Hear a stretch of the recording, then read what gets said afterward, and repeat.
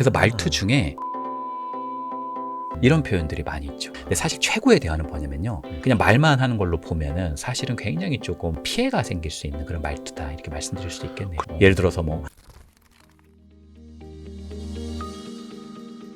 오랜만에 오셨습니다. 네, 안녕하세요. 연세대 이헌주 연구 교수님, 어서 오십시오. 네, 안녕하세요. 약간 이제 교수님은 이제 상담 많이 해주시고 네, 어떻게 보면 많은 사람들을 또 마음의 치유 네, 좀 도와주시는 거잖아요. 네, 근데 이제 대화할 때 네, 가장 힘든 순간이 있습니다. 그렇죠. 말이 안 통한다고 하지 않습니까? 왜 그런지 모르겠는데 항상 일단은 고집 센 사람 만났을 때는 네, 정말 대화하는 거 힘들죠. 네. 좀 어떻게 고집 센 사람도 좀 만나보셨습니까? 아유, 그럼요. 많이 만나죠. 벽창호 같다고 하지 않습니까?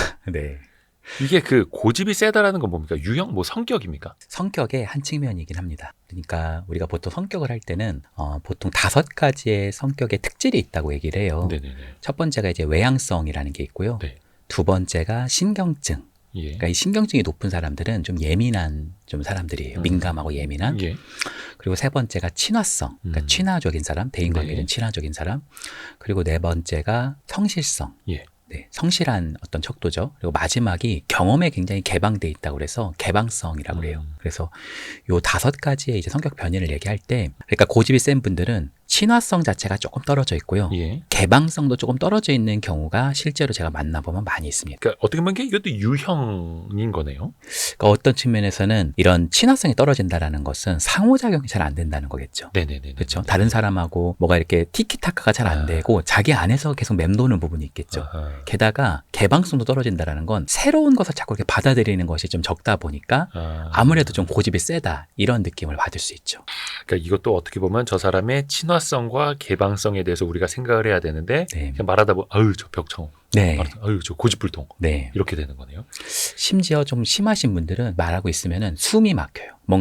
뭔가 이 사람하고 얘기하고 있으면은 전혀 스며들어가는 느낌이 좀 안 들으니까 굉장히 좀 압박감도 들고 좀 숨이 막히고, 여기 좀 대화 좀 그만하고 빨리 집에 가고 싶다. 그 고집 센 사람과 말하는 사람이 네네네. 왜냐면 자기 고집을 계속 부리니까 이게 내 말은 거의 안 통하고 그분 얘기만 계속 하다 보니까 네. 되게 숨 막힌다. 약간 사실 예를 들어서 우리 아버지가 그런다고 생각해 보세요. 그러면 그분이 굉장히 옳은 얘기만 하고 있어도 아빠 말이 다 맞아요. 근데 아세요? 아빠 진짜 아빠 하고 있으면 숨 막혀요. 약간 이런 느낌을 받을 수 있죠. 그러면은 그 친화성이 떨어지고 개방성이 낮은 사람들, 흔히들 이제 고집 센 사람이라고 하는 사람들은 그런 말을 들었을 때 네. 내가 너를 숨 막히게 해서 미안하다라고는 안 할 거 아니에요. 그렇죠. 네. 그것조차도 못 받아들일 거고 네. 너 이 자식 버르장머리 없게 막 이렇게 또 되는 거죠. 그렇죠. 이제 그게 내가 틀렸을 수도 있다라는 마음을 안 여는 거잖아요. 네. 매번 본인이 맞다라고 생각을 하는 거고. 네. 이거는 어디에서 그런 마음이 올라오는 걸까요? 왜 그러는 걸까요? 일단은 고집이 좀 센 그런 특질을 가지고 있는 분들도 처음부터 그러는 게 아니고요. 자기의 삶이 굉장히 지금 말단 직원이다. 그러면 좀 그러기 쉽지 않죠. 내가 지금 입사한 지 얼마 안 됐다면. 그렇죠. 예. 근데 직급이 막 올라가서 어느 정도 자기가 잘 된다라는 느낌을 받을 때 그러한 성향이 조금 더 두드러지게 나타나죠. 그래서 사실은 고집 세다라는 어떤 측면들이 굉장히 좀 두드러지게 나타날 때는 자기 인생이 굉장히 좀 잘 나갈 때, 그때 이런 경향이 훨씬 더 두드러지게 나타나는 경우가 많습니다. 하기사 회사 생활하면서 막내 직원이 뭐 고집 부리고 그럴 수는 없는 거죠. 그러기 근데 쉽지 또 않죠. 집안에선 또 그게 가능하잖아요. 그렇죠. 근데 이 집안에서는 또 역할이 다른 거죠. 그러니까 회사에서는 내가 굉장히 지금 입사한 신입사원이지만 집안에서는 내가 굉장히 또 영향력 있는 사람이 되는 거죠. 아하. 그래서 왜 방구석 여포 뭐 이런 얘기가 있잖아요. 아하. 그런 얘기가 이제 사실은 네네네. 어느 정도 이런 사회 안에서 나타나기도 하는 거죠. 그러니까 어떤 고집 센 사람들의 어떤 공통점이 네. 있습니까? 뭐 말투가 됐다든지 자주 쓰는 말 버릇이라든지 어떤 게 있을까요? 일단은 고집 세다라는 게 꼭 나쁜 것만은 아니에요. 고집 세다라는 것은 다르게 말하면은 뚝심이 있고 또 리더이기도 하거든요. 왜냐면 고집이 너무 없으면 네. 이게 또 술에 술 탄 듯 물에 물 탄 듯 약간 좀 그런 경향이 또 있을 수도 있어요. 네. 근데 이게 좀 심했을 때 문제가 되는데, 보통 강사로서 혹은 강의라든지 혹은 연설을 한다든지 네. 뭐 이런 건 잘할 수도 있어요. 아하. 고집 센 분들이. 오히려 예를 들자면 지금 이 부분은 분명히 그렇다고 생각합니다. 이런 부분들이 굉장히 카리스마 있어 보이잖아요. 그죠. 이게 그런 것 같기도 하고 또 아닌 것 같기도 하고 약간 이렇게 말하면 이게 굉장히 확신이 없어 보이잖아요. 그런 사람 다시 이제 강사로 안 부르죠. 근데 이제 이게 사실 대화할 때 분명히 이거죠. 단연코 이거죠. 무조건 이겁니다. 이렇게 말하면 이게 대화가 안 되잖아요. 부적절하고. 그렇죠. 그러니까 고집이 세신 분들은 실제로는 자기가 이게 대화하는 거를 마치 연설하는 거라고 착각하는 경우들이 있어요. 그래서 말투 중에 절대로, 무조건, 당연히, 원래, 그리고 뭐 해째 이것도 있잖아요. 요즘 내가 뭐라고 했지? 그리고 넌 잘 모르잖아. 이런 표현들이 많이 있죠. 약간 단언하는 것들. 그렇죠. 약간 저 같은 경우에는 이런 단언하는 표현을 쓰고 나서도 이래도 되나? 네. 약간 되새김질을 좀 하거든요. 네. 근데 이런 분들은 원래 당연히 무조건 네. 이런 표현을 쓰면서도 그게 또 당연하다고 생각을 하겠네요. 아, 그렇죠. 사실 자신의 생각에 대해서 조금은 의심해보고 성찰해보는 연습이 정말 필요할 수 있거든요. 사람에게는. 왜냐면 자기가 항상 옳은 것이 아닐 수 있단 말이에요. 그렇죠. 근데 이런 고집이 세신 분들이라고 자기가 생각할 때는 어떤 면에서는 자신에 대한 작은 리플렉션, 성찰 능력이 매우 중요할 수 있다. 이렇게 좀 말씀드리고 싶네요. 성찰 능력이 있으면 또 반대로 고집 세다는 말은 안 듣겠죠. 그렇죠.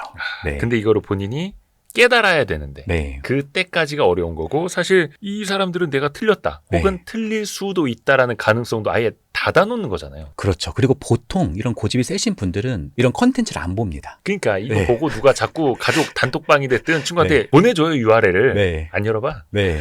게다가 심지어 봤다가 하더라도요. 어. 자기가 고집 세다는 생각을 전혀 하지 않고요.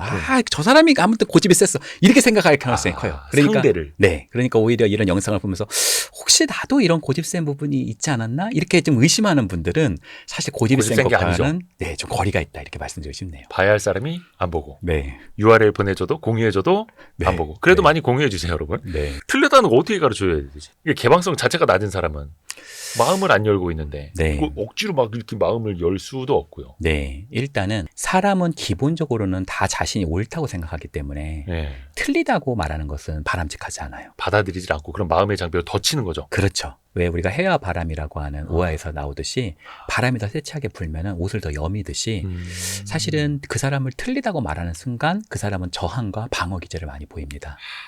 그래서 고집이 센 분들은 오히려 더 그런 부분이 좀 공고화될 수 있잖아요. 아하. 그래서 그 사람 말을 일단 인정하고 들어가는 게 되게 중요한 것 같아요. 예를 들자면 충분히 그런 부분을 좀 인정하는 거예요. 아, 진짜 그 얘기를 들으니까 합리적이긴 하네요.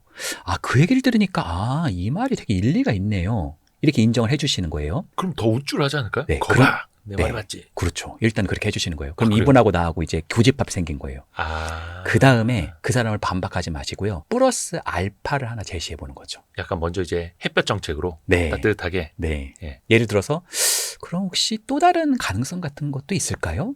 이분에게 물어봐 주는 거죠. 혹은 혹시 조금 거의 없긴 하겠지만 예외 상황 같은 것도 좀 있을까요? 그래서 이 사람이 항상 원칙을 얘기했던 사람으로 하여금 예외를 자기가 먼저 얘기해 보게끔 하는 것은 네, 아, 이게 이런 것도 있구나. 그리고 이게 공을 또 이분이 가지게 되기 때문에 자기가 예외도 자기가 얘기한 거잖아요. 앞에서는 내가 무조건 네. 절대라고 했지만 네. 그 틈바구니를 스스로 먼저 말하게끔. 그렇죠. 그게 중요합니다. 그러니까 자기가 스스로 얘기하게끔 하는 게 너무나 중요하고 그걸 반박하고 아, 그 생각은 틀렸고요. 이렇게 얘기하면 이분하고는 거의 대화가 쌈나죠. 네, 안 될 수 있습니다. 근데 무조건 절대로 원래라고 했지만 네. 근데 뭐 만에 하나 이럴 순 있어라고 그 사람이 먼저 말하게끔. 네. 그게 스스로 옷을 약간 풀어헤치게끔 하는 거네요. 네. 뭐 예를 들어서 야. 여기 우리 와이스트리트 같은 경우에는 뭐 경제 채널이니까 네. 뭐 여러 이제 뭐 기업에 대해서 얘기하고 산업 동향에 대해서 얘기할 수 있잖아요. 네. 근데 어떤 분이 뭐 이 산업은 무조건 뭐 괜찮습니다. 막 이렇게 얘기한다고 한번 생각해 볼게요. 예. 그러면 그걸 반박하지 마시고 아, 진짜 그렇게 말씀하시니까 그 산업이 진짜 앞으로 뜰 분야는 확실한 것 같다. 혹시라도 근데 이런 뭐 이제 워낙 전문가 분이시니까 혹시라도 이런 예외 사항 같은 게 또 있지는 않은지 한 궁금하다. 혹시나 우리가 조심해야 될 건 뭐가 있을까요? 그렇죠. 만에 하나라도. 이런 부분은 이분 얘기하면서 근데 또 이런 부분은 또 조심해야 되죠. 이렇게 얘기하는 순간 이분의 사고가 좀 확장될 수 있는 요인이 되기도 하죠. 그러니까 만에 하나, 네. 혹시라도 네. 이런 거를 좀 꺼내보는 것도 괜찮겠네요. 그리고 원래 원칙을 자꾸 얘기하는 분들에게는 예외 상황을 이렇게 물어봐 주는 게 크게 도움이 됩니다. 예외 사항. 네. 예를 들어서 이런 건 안 됩니다. 뭐 이런 거는 불가능합니다. 이렇게 말하시는 분이 계시다고 한번 얘기해 볼게요. 예. 그분이 만약에 서비스 직종이 있으신 분이에요. 근데 안 됩니다. 이렇게 말한 거예요. 그러면 아, 그럴 수 있죠. 근데 혹시라도 해서 그런데 예외가 혹시 하나라도 있을까요? 이렇게 물어보면요. 예외가 아예 없는 상황은 좀 드물거든요. 그래서 예외를 이렇게 하나 여쭤보면은 예외 사항이 오히려 열리게 되는 경우들도 많다. 이렇게 말씀드리고 싶네요. 그렇죠. 이 세상에 예외 없는 게 어디 있겠습니까? 그렇죠. 안 되는 게 어디 있니? 약간 이런 말 듣는 것처럼. 네. 그 마음의 문을 근데 스스로 열게끔. 네. 사실 이게 이런 대화는 네. 우리 심리 상담을 많이 하시는 이현주 교수님 같은 분이나 어떤 좀 노하우가 있으니까 네. 마음의 문을 똑똑 이렇게 쏙 여는 건데 네. 일반인들은 이게 또 잘 안 될 거 아니에요. 네. 그러니까 승진할 아유, 네, 저 사람은 다신 내가 말하나 봐라 네. 이러고. 네. 근데 어찌됐든 간에 피할 수 없는 관계라면 네. 지속해야 하는 관계라면 이런 걸 또 배워야 된다는 거고. 그렇죠. 그러니까 이런 게 참 중요한 것 같아요. 우리가 타당하라고 할 때, 예. 나 화났거든? 이렇게 말하면, 뭐 나는 화 안 나는 줄 알아? 이렇게 말하는 순간 사실 이 둘 관계는 이제 굉장히 파국으로 치달을 수 그렇죠. 있잖아요. 예. 야, 이거 한번 얘기해볼까? 이랬다가는 어. 이제 거의 난리가 날 수 있잖아요. 어. 근데 나 화났거든? 그랬을 때, "헉, 당신 화났구나. 살짝 받아주는 거예요. 그렇죠. 그러면 내가 얼마나 화나는 줄 알아? 하고 막 얘기할 때, 아, 당신 서운할 만하지. 당신 서운할 만한 이유가 좀 있었을 것 같아. 이게 참 어려운 일이지만 만약에 이거를 서너 번 정도 하게 되면 이 사람의 음조가 조금 내려가고요. 화에서 화나는 이유로 넘어가게 됩니다. 그리고 화나는 이유로 넘어가면 생각보다 우리 사이에서 협업할 수 있는 교집합이 형성되는 경우가 많아요. 근데 이걸 제가 상담자분들한테 이제 지도하면서 가르쳐 보면 네. 거의 한 1년 가까이 걸리고 막 이렇더라고요. 쉽지 않은 것 같아요. 아, 전문적으로 상담 역할을 하시는 분들조차 힘들어하는. 네, 쉽지 않은 것 같아요. 근데 이게 사실 그분들이 그럴 때마다 저한테 질문하시는 게 있는데 예. 예를 들어서 화를 내고 막 뭔가 문제가 생겨서 이제 상담에 온 거예요. 네네네. 근데 이게 화났다는 걸 다 맞다고 하면 이분의 부정적인 사고를 더 강화시키는 거 아니냐. 아하. 그런 질문이 있어요. 그쵸. 근데 사실 그거를 저는 일견 타당한 지적이라고 생각해요. 사실 근데 이런 부분이라고 보면 됩니다. 그러니까 그 사람에 대해서 충분히 화날 수 있다고 얘기하는 것은 그 사람이 화난 행동이 맞다는 게 아니에요. 정당화시켜주는 게 아니라. 그렇죠. 예를 들어서 화가 나서 욕을 막 했다. 네. 그럼 욕한 행동 자체를 내가 어떻게 보면 정당화시켜주는 게 아닙니다. 아. 그리고 그게 무조건 틀렸다고 얘기하는 것도 아니에요. 예. 그러니까 판단을 중지하는 겁니다. 그것에 대해서는. 음. 행동에 대해서는 일단은 그분이 숙고를 해야 되지 뭐 내가 뭐 교정한다고 되는 건 아니겠잖아요. 그렇죠? 그럼 무엇을 타당화시켜주는 거냐면은 그분의 행동이 아니라 그분의 감정을 타당화시켜주는 거예요. 그러니까 화났던 화난 감정. 순간. 네. 그러니까 화난 감정은 자동으로 나오는 거거든요. 그러니까 그 감정 자체에 대해서는 타당화시켜 주는 것이 그 화라고 하는 토대 안에서만 사실은 걸터 앉을 때 그 안에서 행동을 조절한다든지 약간의 좀 나은 생각이라든지 나은 패턴을 좀 구축할 수 있는 게 거기서부터 나올 수도 있죠. 그 사람이 화날 수밖에 없었던 그 순간으로 거슬러 올라가서 네. 그때를 반추하면서 네. 거기서부터 약간 공통분모 찾아보고 네. 다만 화나서 욕하는 건 안 됐다. 네. 화나서 때려서는 안 됐다. 요거는 이제 먼저 공감을 한 다음에 네. 이야기할 수 있다라는 거네요. 어떤 분이 저한테 이제 화가 굉장히 많이 나셔가지고 저한테 그런 게 아니라 예. 다른 기관인데 예. 이제 저한테 이제 번지수를 잘못 찾으셔가지고 어. 저한테 오신 거예요. 그분은 이제 저희 쪽 센터가 이제 담당인 줄 알고 어. 굉장히 화가 나셔가지고 막 진짜 막 소리 지르고 난리가 나신 거예요. 그러니까 상담을 받으러 온 게 아니라 네, 항의하러 가신 거예요. 다른 기관에. 네, 네. 근데 그분이 기관을 잘못 찾으러 오신 거예요. 예. A 기관을 가셨어야 되는데 이쪽으로 오신 거예요. 잘 모르시고. 네네네. 그래서 이제 담당자 나오라고 그래가지고 이제 제가 나간 거죠. 그래서 이제 자, 이제 실전입니다. 그래서 이제 그분이 저한테 막 거의 화를 막 엄청 내시는 거예요. 예. 근데 사실 남 화내는 거 참 듣기 힘들잖아요. 그렇죠. 그리고 그 A 기관에서도 이제 그게 얼마나 힘들었겠어요. 근데 제가 그 화내는 것을 한 30분에서 한 40분 정도를 충분히 화낼 수 있다. 그 사실 합법은 별거 아니에요. 당신이 진짜 그 상황에서 화가 날 만한 상황이었어요. 그분이 보니까. 그래서 그분이 그 얘기를 충분히 들으니까 어떻게 보면은 화의 감정들이 많이 빠져나갔잖아요. 예, 이 사람에게. 일단은 그러니까 합리적 사고가 나오는 거예요. 그 다음에 네. 정신을 차리고 근데 선생님은 누구시냐. 정신 차려 보니까 나는 김현주를 찾아왔는데 이 헌주야. 네. 자기가 기간을 잘못 찾았다는 거를 그때서 아시더라고요. 그래서 저하고 얘기하면서 근데 기간을 잘못 찾았는데 제가 그래도 속이 다 풀린다고 그런 얘기를 하시더라고요. 그러니까 어떻게 보면 합리적 생각이라는 게 나오려면 자신 안에 빈 공간이 좀 있어야 되는데 그것은 그 사람을 타당화할 수 있는 토대에서 나올 수 있다. 이렇게 말씀드릴 수 있겠네요.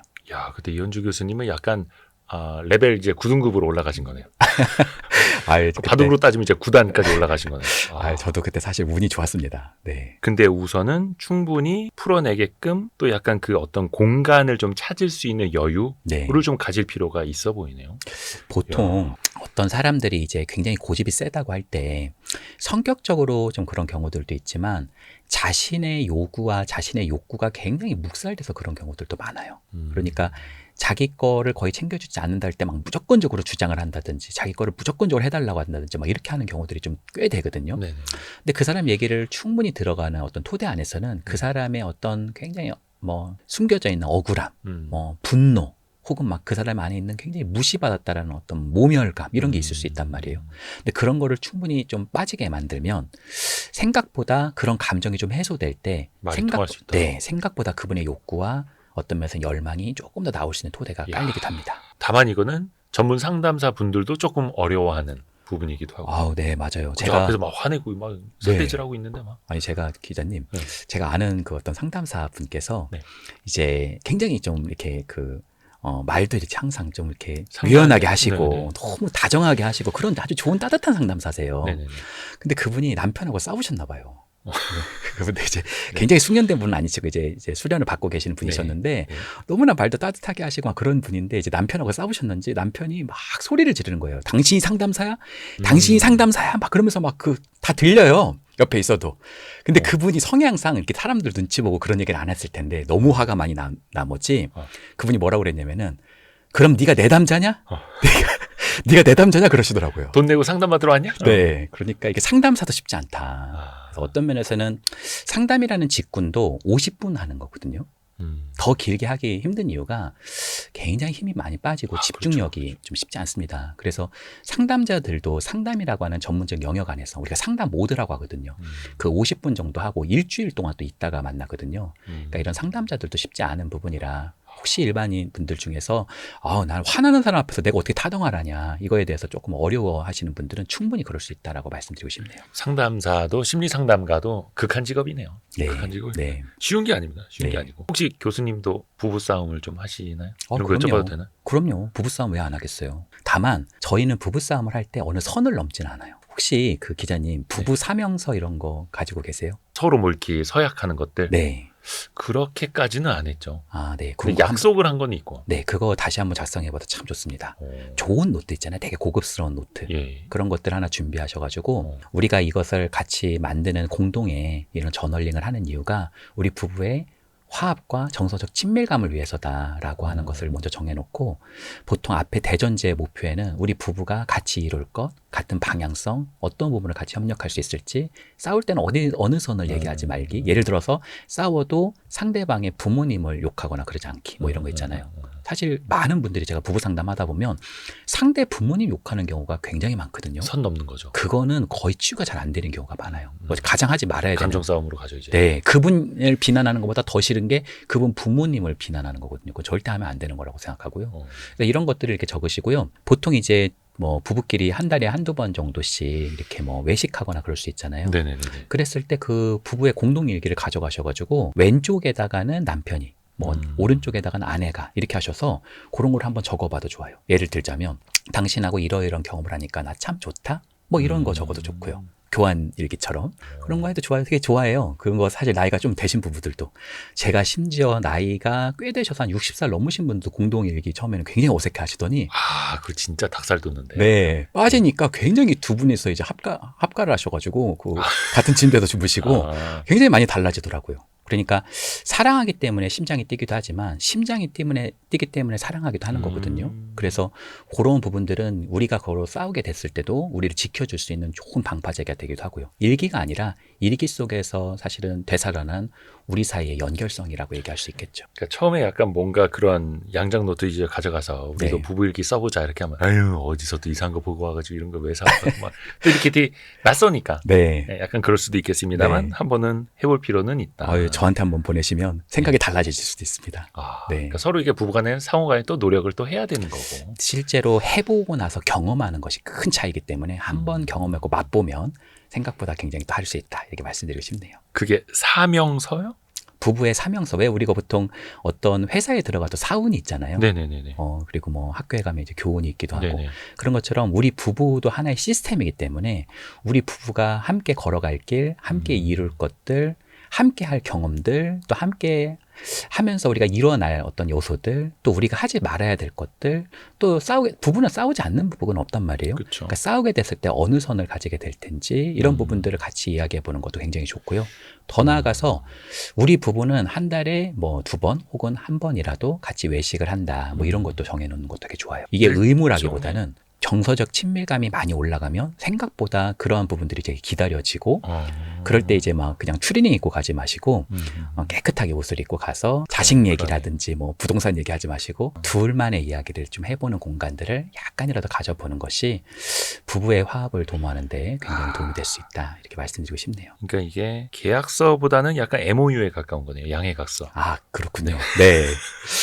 역시. 해봐야 됩니다. 이게 근데 사실 신혼 때는 해봄직한데 네. 한 1, 20년 살다 보면은 이런 네. 것도 잘 안 하게 되는데 낯간지러워도 한번 해보자. 저희 부부도 뭐 그렇게 많이 작성하는 건 아니고요. 음. 한 달에 한 번, 뭐 길게는 뭐 2달에 한 번 정도. 그런데 서로에 대한 글을 한 번씩 적어보는 건 서로의 마음을 확인하는데 굉장히 좀 도움이 될 때가 많아요. 서로에 대한 글. 네. 우리가 보통 카톡 보내지 않냐 그러는데 카톡은 보내기 쉽죠. 카톡은 거의 일에 대한 얘기거든요. 일, 아이의 학원, 뭐 돈 얼마 붙여줄 거야, 언제 붙일 거야, 뭐 거의 일에 대한 동료에 대한 얘기지. 그죠. 우리 둘 사이의 정서적 친밀감을 이렇게 형성하는 대화는 쉽지 않거든요. 거의 없죠. 뭐 집에 택배 왔어? 뭐 이런 거. 네. 아니면 이제 부부 싸움 했을 때 서운한 거는 이만큼 보내죠. 네. 너무 우리 집 얘기인가? 네. 아, 근데 그럴 수 있어요. 그래도 그걸 풀어내려고 노력을 하시는 거죠. 근데 사실 최고의 대화는 뭐냐면요. 전화를 하면 보통 용건 없으면 전화 안 하잖아요. 그럼 상대방 배우자가 전화하면 예를 들어서 남편이 왜 이렇게 얘기할 수도 있잖아요. 그렇죠? 거의 뭐 99.9%는 왜? 네. 이거 아닙니까? 네. 아니 제가 남편으로 하지 않고 아내로 해볼게요. 남편분이 먼저 해보시라고. 네. 아내가 왜 이렇게 얘기할 거 아니에요, 그렇죠? 그럼 남편분이 이렇게 얘기하는 거예요. 그냥 했지. 사실 뭐가 아니라 사실 사랑 중에 가장 그 밀도 있는 사랑은 용건 없이 전화하는 사이예요. 그냥 걸었어. 예, 우리 첫사랑 때 보면은 막 밤 9시까지 만났다가 그쵸, 집에 그쵸. 가서도 뭐 해? 자? 어. 그러면 이제 자려고 새벽 1시쯤이에요. 그러면은 아무 이유 없이. 내일 아침에 통화해. 그리고 둘 다 안 끊어요. 그리고 또 한 10초 있다가 자? 그럼 안 자. 이러면서 날밤 새잖아요. 무슨 뭐 할 말이 많은 거 아니란 말이에요. 그러니까 그냥 했지. 그러면 그 배우자가 웃어요. 저는 실제로 목격도 해봤고요. 그러니까 나이 드신 분들도 네. 이 영감탱이가 하다가 서로 한 번씩 이제 실없이 웃게 되고. 네. 물론 지금 단계에서 이제 어려울 수도 있지만 이거를 조금 더 발전시킬 수도 있습니다. 예를 들어서 왜? 그런데 그냥 했지. 그럼 두 번째 대답이 뭔지 아세요, 기자님? 뭐라고? 보통 어디야예요.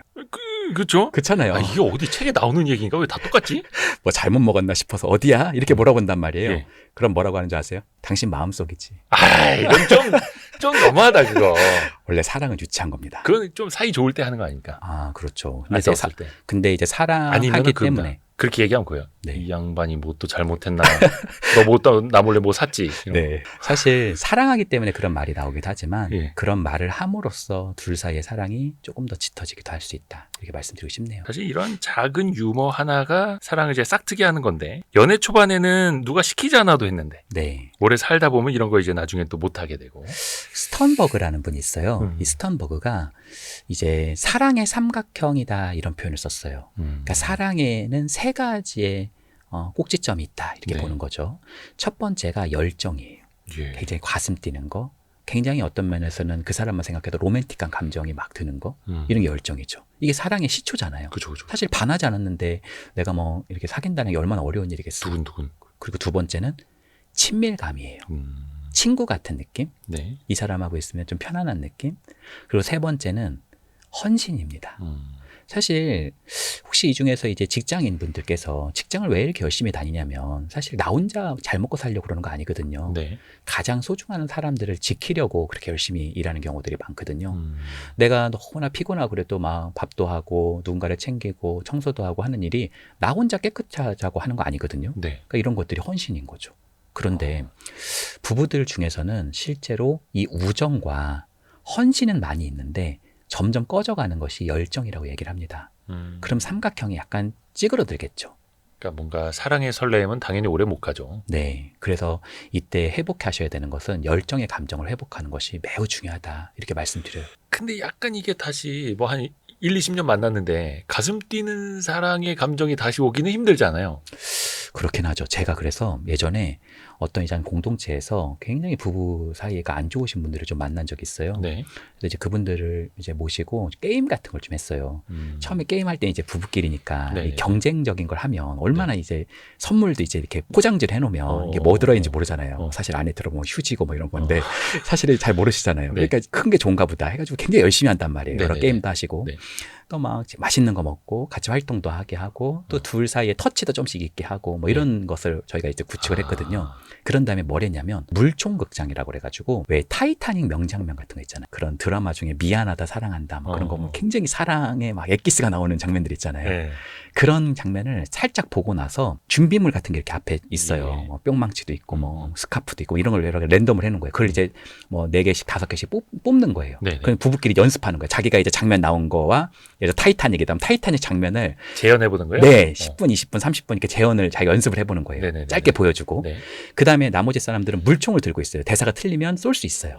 이렇게 한 거예요. 근데 대사 안 틀리시고요. 다들 열심히 하시는데 한 중반쯤 오신 분들이 굉장히 자기가 그 지금 경쟁심이 붙어서 그런지 굉장히 몰입이 있는 연기가 나오는 거예요. 근데 나이가 많이 드신 부부셨거든요. 네. 근데 이제 그 여성분이 너무 막 격정에 차서 막 말을 하는 거예요. 그때 이제 꽉 안으면서 예. 볼에 뽀뽀하는 장면이 있었어요. 그 볼에 뽀뽀하는 거예요. 근데 이분이 갑자기 딥키스를 하시는 거예요. 그 앞에서. 네, 아마 제가 볼 때는 둘 사이가 네. 굉장히 좀 활활 타는 활화산이 되지 않았을까. 나쁜 쪽으로 말고요. 이 좋은 양반 쪽으로 돼요. 주책이야라고 하면서도 싫지 않은. 네. 근데 저는 그 장면을 보면서 마치 둘 사이에서의 어떤 청년의 때를 보고 있는 듯한 그런 느낌을 받은 적이 있거든요. 그러니까 부부가 오래 살면 열정적인 감정 아예 없어도 되지 않을까 이렇게 생각하는 경우들이 있는데 뭐 첫사랑 때와 같은 열정적인 걸 찾으라는 건 아니죠. 다만 둘 사이에 약간의 로맨틱한 감정은 사실은 친밀감과 헌신은 더 올라가는 거잖아요. 훨씬 더 이 두 가지의 꼭지점을 더 증진하는 데 도움이 된다. 이렇게 말씀드리고 싶네요. 사실 부부간에도 그런 노력이 필요하죠. 그래서 네. 뭐 한 달에 한 번 혹은 분기에 한 번 아니면 반년에 한 번이라도 네. 그냥 밖에서 약속해서 만나는 거. 네. 어디에서 같이 만나 그런데 데이트할 때처럼 한껏 꾸미고 네. 오랜만에 정장 입고 네. 오랜만에 예쁘게 화장하고 네. 드라이하고 만나는 거는 조금 또 다르고 네. 부부 안에도 그런 또 노력도 필요하고. 그러니까 뭐 엄청 비싼 레스토랑 가지 않는다 하더라도 최소한 무슨 뭐 뼈해장국 같은 거 먹지 않고 그래도 뭐 이렇게 스테이크도 이렇게 그렇죠. 드시든지 뭐 파스타 15,000원짜리 파스타. 그럼요. 그런 거라도 한 번씩 해보시는 것은 그리고 이제 둘이서 여기서 규칙을 정하는 거예요. 우리 둘이 나갔을 때는 이제 애들 애들 얘기하지 얘기. 말자. 부동산 얘기. 현실적인 얘기하지 말자. 이런 거 하지 말고. 그리고 뭐 둘 사이에서 이 사람이랑 나는 뭐 음식 습관부터 시작해서 영화 습관까지 다 안 맞는다. 그러면 싸우지 마시고 맞는 거 찾으시면 돼요. 예를 들어서 저 사람은 소고기를 좋아하고 난 돼지고기를 좋아한단 말이에요. 네네네. 우리는 고기가 다 다르다. 근데 닭고기는 또 맞을 수도 있잖아요. 오리고기는 괜찮을 수도 있잖아요. 이 사람은 액션만 좋아하고 나는 드라마가 좋다. 오히려 스릴러는 또 좋아할 수도 있잖아요. 그러니까 가능한 부분을 찾아서 그 안에서의 공명점을 자꾸 늘리는 나가는 것도 매우 하나의 바람직한 방법이다. 이렇게 말씀드리고 싶네요. 찾아보면 분명히 뭔가가 있다. 네. 그 중간에. 네. 이런 거 사실 이제 배우고 우리도 또 노력을 해야 된다라는 네. 거고요. 부부 사이에서도 마찬가지고. 그렇죠. 나이가 들수록 사실은 조금 더 고집이 세지는 거는 맞는 말입니까? 이게 부부 사이에서도 그렇고 회사에서도 그렇고. 네. 사실은 아무래도 이제 나이가 드시다 보면 하는 일이라든지 이런 것들이 조금은 패턴화되는 경우가 있어요. 그렇잖아요. 아무래도 회사 경험도 다니고 쌓이고. 네. 그렇죠. 이 비슷한 일을 반복하는 경향이 높아요. 네. 예를 들어서 아주 어린아이 같은 경우에는 여러 가지 변화의 축이 많잖아요. 조금 있으면 졸업해야 되고 졸업하면 또 대학교 가서 뭐 다른 거 해야 되고 뭐 이렇지만 나이가 들수록 그냥 회사에서 하는 일이 거의 반복적이게 되기도 하고 또 집에 맨날 들어가면 그 집이 그 집이고 이렇게 되는 경우들이 있단 말이에요. 네. 그러니까 경험의 폭이 좀 축소되는 경우들이 있고요. 또 노화 과정에서는 뇌의 유연성이 좀 감소되는 경향이 있습니다. 그러니까 뇌가 약간은 굳는 부분이 있다는 거예요. 네. 그리고 좀 또 나이가 들수록 새로운 자극보다는 익숙한 환경을 조금 선호하는 경향이 있기도 해요. 그리고 어떤 면에서는 이제 모두가 그런 건 아니지만은 그럼에도 불구하고 똑같은 경험을 좀 많이 할수록 더 그런 경향이 짙어진다. 이렇게 말씀드리고 싶네요. 그게 또 반복할수록 네. 또 고집이 세지는 한쪽으로 또 굳어지는 거네요. 네. 근데 약간 그런 거를 이제 꺾는다라고 생각을 하면 또 안 되겠죠? 앞에서도 말씀하신 것처럼 네. 바람으로 그 코트를 벗겨낼 수 없듯이. 네. 그래서 약간의 또 공간을 찾으려는 노력도 좀 필요하고. 동일합니다. 네. 이것도 동일한 거고. 네. 약간 그래서 어떻게 보면 아까 너무 고집 센 아버지랑 대화하는 건 좀 예시를 들어주셨는데 네. 반대로 어른이니까 뭐 고집 세지. 내가 약간 좀 참고 아니 공간을 찾아봐 이렇게 생각할 수 있을 텐데 네. 한참 어린 친구. 네. 회사에서 막내야. 네. 그러니까 내가 대리인데 네. 저거 뭐 Z세대라고 하고 말도 안 듣고 Z세대는 어떻게 설득을 해야 돼요? 아까 이제 이걸요? 뭐 이런 게 있었다고 예, 했잖아요. 제가요? 이걸요? 근데 왜요? 이걸요가 실제로 제가 G세대라고 할게요. 예? G세대 분들을 좀 만나서 얘기를 해보면 회사에서 당연하다고 생각하는 부분들이 있지만 그분들은 진짜 모르는 경우들이 있어요. 정말 정말 몰라서? 모르는 경우가 많아요. 네. 아, 이걸 내가 해야 되는지 정말 몰라서. 네. 그것도 있고요. 이걸요 그러는 게 이게 뭐지? 이런 거가 되게 잘 이렇게 안 와닿아서 그렇게 얘기하는 경우들이 많아요. 그러니까 듣는 사람은 왜 이렇게 말을 이렇게 공격적으로 하지? 이런 느낌을 받을 수 있는데 그게 이걸요 그러는 게 그 업무를 정말 잘 몰라서 그러는 경우가 있어서 그냥 배경을 잘 설명해 주는 것도 도움이 돼요. 아, 그러니까 이게 일을 시켰는데 네. 왜요? 네. 그러면 이제 바로 옛날 말로는 귓방맹이가 날아가는 건데 네. 옛날 시대는 그랬죠. 이거를 내가 쟤를 설득을 시켜야 되나? 이걸 설명을 해줘야 하나? 네. 라고 해서 엄청나게 이제 복장 터지는데 네. 그게 아니라 네. G세대 입장에서 정말 왜 해야 되는지 몰라서 물어보는 걸 수도 있다. 왜냐하면 이 양육 환경 안에서 우와. 우리 기자님이나 저 세대에만 해도 막 굉장히 좀 수직적인 그런 좀 교육이나 이런 게 많았잖아요. 양육 환경이나. 그렇죠. 왜요라는 질문을 어떻게 합니까? 그렇죠. 뭐 거의 예전에는 수업 시간에 질문하기도 참 걱정되고 예. 반박하는 거로 보일까봐 굉장히 우리가 네네네. 조마심 들고 이랬었잖아요. 근데 지금 시대는 좀 바뀐 게 뭐냐면 보통 이제 문화심리학적으로 볼 때 대한민국도 원래는 수직적이고 또 굉장히 어떤 면에서는 집단주의 체계가 강한 그런 또 이런 조직의 특성이 있었거든요. 네네네. 그러니까 뭐 이 조직이 살아야 네가 산다. 근데 지금은 회사에서 내가 이렇게 막 내가 다 너무 나만 믿어 내가 끌어줄게. 그게 쉽지 않잖아요 요즘에는. 그리고 저성장 기존 때 뭐 이렇게 끌어주겠어요. 옛날처럼 해가지고 뭐 대단한 뭐 쉽지 않죠. 한강의 기적 그런 거 어려운 세대란 말이에요. 그러니까 지금 세대는 사실은 수직적인 부분이 수평적인 요소로 많이 바뀌고 있고요. 집단주의적 사고가 개인주의적 사고로 많이 바뀌고 있습니다. 그래서 이거는 둘 다 나쁜 건 아니에요. 상보적인 거죠. 그러나 그럼에도 불구하고 우리 사회가 수평적이고 개인주의적 방향으로 가고 있는 건 분명한 사실이에요. 그리고 이러한 물결은 보통 비가역성이라고 그래서 예. 다시 예전의 수직적이고 집단주의적 세계로 돌아갈 가능성은 없죠. 상당히 적다. 이렇게 말씀드리고 싶네요. 그래서 예. 뭐 이걸요? 그랬을 때는 오히려 그 배경을 조금 잘 물어봐 주는 것도 좀 말해 주는 것도 좋고요. 또 제가요? 이렇게 얘기하면은 그럼 누가예요? 누가? 이렇게 하기보다는 그 업무가 왜 업무의 어떤 체계상 왜 우리 대리님께서 하셔야 되는지를 잘 설명해 주는 것도 도움이 될 수 있어요. 이게 업무량이 합리적이지 않아서 그런 얘기를 할 수도 있는 거거든요. 그러니까 이게 누구는 누구를 하고 이거는 누구를 하고 이런 부분을 설명해 주든지 아니면 그것도 자기가 싫다고 한다면 그분이 그러면 하기 가장 좋은 부분을 무엇인지를 얘기해서 협의하는 것도 좀 필요할 수도 있다고 생각되고요. 또 세 번째는 왜요? 이런 표현은 가장 셋 중에서도 가장 좀 공격적인 얘기일 수 있는데 왜요? 왜요? 이 말은 어떻게 보면 이것이 나한테 무슨 도움이 돼요? 이런 이야기이기도 하거든요. 그러니까 왜요라는 질문 안에서는 이것이 어떤 면에서는 잘하고 나면 어떤 좋은 점이 있는지도 말해주는 게 좋습니다. 조직에도 도움이 되고 개인에서도 도움이 될 수 있다. 이거를 신입사원 네. 당신이 했을 때 어떤 좋은 일이 생기는지 네. 당신의 팀에 네. 당신의 성과에 어떤 이점이 생기는지를 네.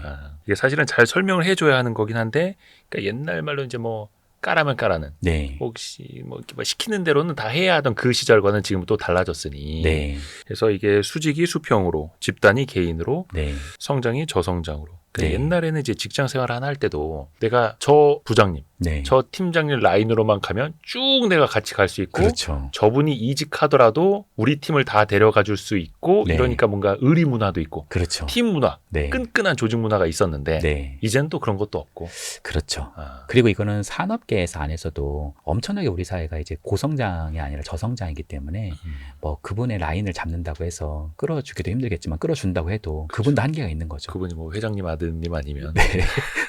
요즘에는 부장님 안 되기 열풍도 있다 하더라고요. 책임자 안 하려고. 네네. 괜히 했다가 너무 또 보면 너무 힘든 거 보이니까 그런 분들도 계시다 하더라고요. 그런 맞아요. 경향과 또 연관이 그러니까 대기업들도 그게 참 고민이라 하더라고요. 네. 일 잘하는 역량 있는 직원이어서 관리자로 올리려고 하는데 네. 실무자 때 책임자 때 잘했던 업무를 과연 관리자 때도 잘할 수 있을 것인가. 네. 또 일 잘하는 사람은 저 관리자 안 할 건데요. 네. 저 임원하기 싫은데요. 그렇죠. 계약직 하기 싫은데요. 이렇게 또. 네. 어떻게 풀어나가야 되는 이거는 진짜 말씀하신 것처럼 시대를 되돌릴 수는 없는 거고. 네. 그 시대에 맞는 걸 또 찾아야겠네요.